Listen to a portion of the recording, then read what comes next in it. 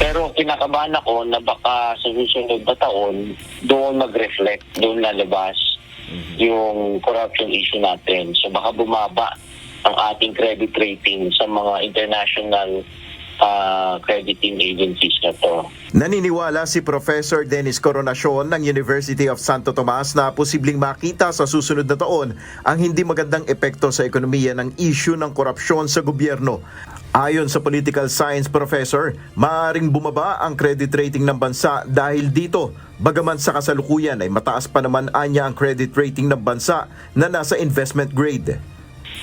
Sa ngayon kasi na-secure na natin yung investment grade natin yung mataas na grado natin na nanggaling sa mga in crediting firms, mataas na like na Moody's, ng JNI.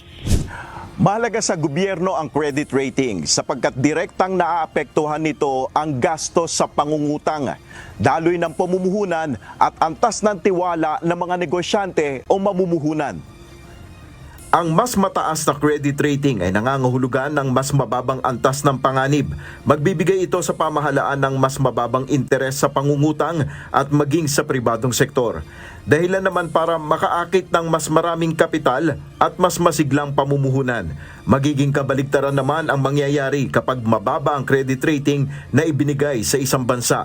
Ayon kay Professor Coronacion, hati sa ngayon ang pananaw ng mga eksperto sa nagiging epekto ng corruption issue sa ekonomiya ng bansa.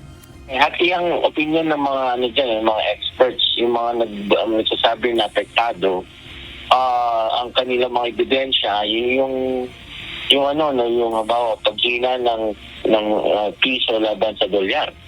So yun ang kanilang na ebidensya, pinakamabigat. Pero kung tatanungin ang ilang negosyante, gaano ba sila kapositibo na patuloy na gaganda ang ekonomiya kahit pa may issue ng katiwalian sa pamahalaan? Para kay Aling Yolanda na may maliit na tindahan sa Maynila, hindi siya nakakakita ng magandang kapalaran ng bansa hanggat may tiwali sa gobyerno. Hirap ngayon. Wala nang pag-unlad. Yung mga kurap, mag-aalisin na. Iba naman ang pananaw ni Noli na isang tindero sa Luneta Park. Positibo siya na gaganda ang buhay ng mga Pilipino dahil unti-unti nang nabubulgar ang korupsyon.